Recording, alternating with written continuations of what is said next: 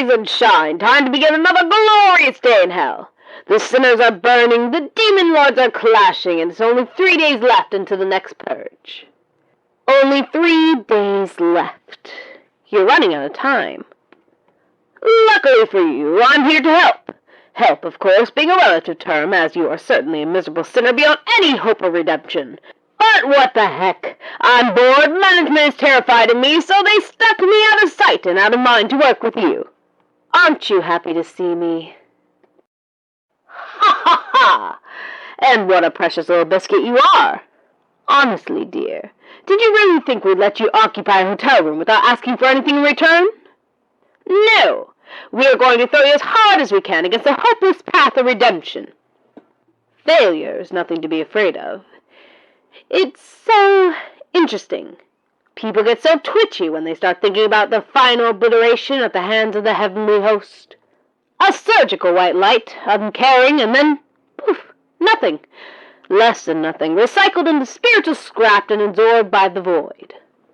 But put on a smile, you're never fully dressed without one, and we're here to help. Let's get started, shall we? Lie back, get comfortable. It's only me. Are you afraid of the radio demon? You should be. Now, I have a question for you. Dig deep down, and why have you always been a failure? Go on, it's why you're here. My eyes are up here, dollface. I know my teeth are sharp, but if you keep fixating on them, you'll make yourself dizzy. Now, focus. Why is it that you could never just behave yourself? What makes you tick? What's that itch under your skin to ruin everything you touch? Interesting, interesting. How candid of you. You know, they make medication for that. Go on. Well, that's no way to treat a friend. And what happened after they crushed your esophagus? Really? A cat girl?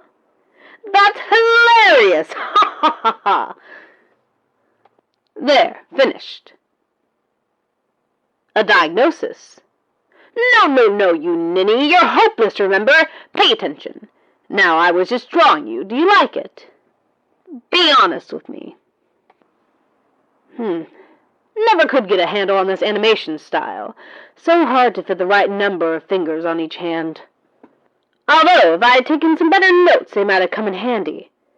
You never know when you might need to mock someone in public. And you, dearie, have some soft spots. Wait a minute, what am I saying?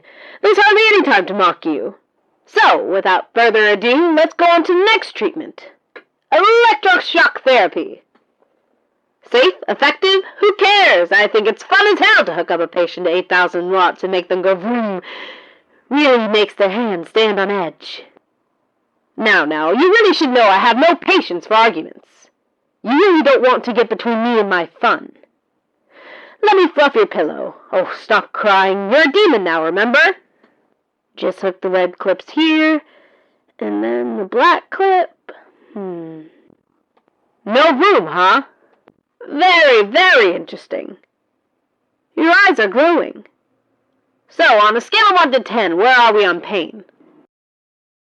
So very strange you are. Relaxing, Who would have guessed? What a gas! I could count on one hand the number of demons who can act as an industrial capacitor without popping like a Christmas light. You must be worth collecting. What do you think of that, I've got a radio broadcasting tower collecting dust while I work at this forsaken hotel.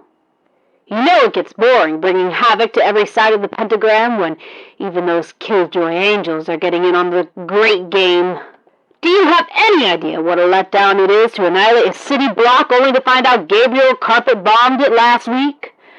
How obnoxiously dull. But maybe I just need a studio audience. I can picture it right now, strapping you to the spire and tickling your bones with my every broadcast. A dedicated listener, yes, of course, and since I've got plans for you, we've got to get you out of this hotel before the seraphim do fly by. And there's no time like the present. Ha ha ha! We've got to get you cleaned up, my dear. Now, how to convince those swine you're not degenerate? Of course! This will be my finest work yet. We've got to get you dressed, presentable, fashionable. I believe I already said you have to smile. Well, because, my dear, you're not fully dressed without one. Better. Now for your suit. Honestly, I have no idea how you manage this long in these brimstone rags. Everyone who's anybody in hell wears a suit. Old Charlie girl and I don't see eye to eye on much, but you can't knock her color palette.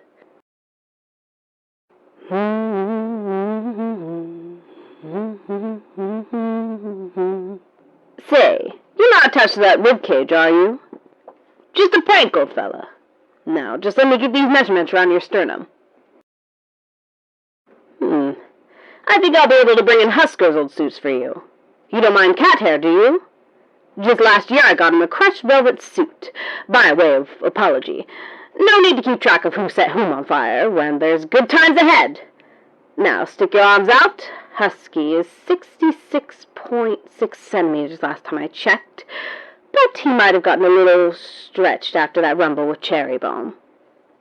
Now that is a truly bizarre quirk of anatomy you have there. Your arms are exactly the same length. How freakish. Why, how in hell do you decide which side to roll over when you sleep? Stop fighting. It'll all be over soon. Around the neck, not too tight, dearie. Measuring the circumference of one's throat is just paramount to a properly fitted suit. And from the shoulders to the waist. Perhaps I should measure from the other shoulder. Ah, much better, much better. Say, you haven't been run over by some sort of locomotive, have you? Any badger-related incidents? Oh, no reason, no reason. Well, I won't mince words. You, darling, are a challenge. Excellent, excellent. I'll just leave you hooked up to the wires while I go slaughter and pillage, and hopefully I'll find, well, something suitable. Suitable? Oh, what japes. I found a pun. You just recharge your batteries. I'll be back.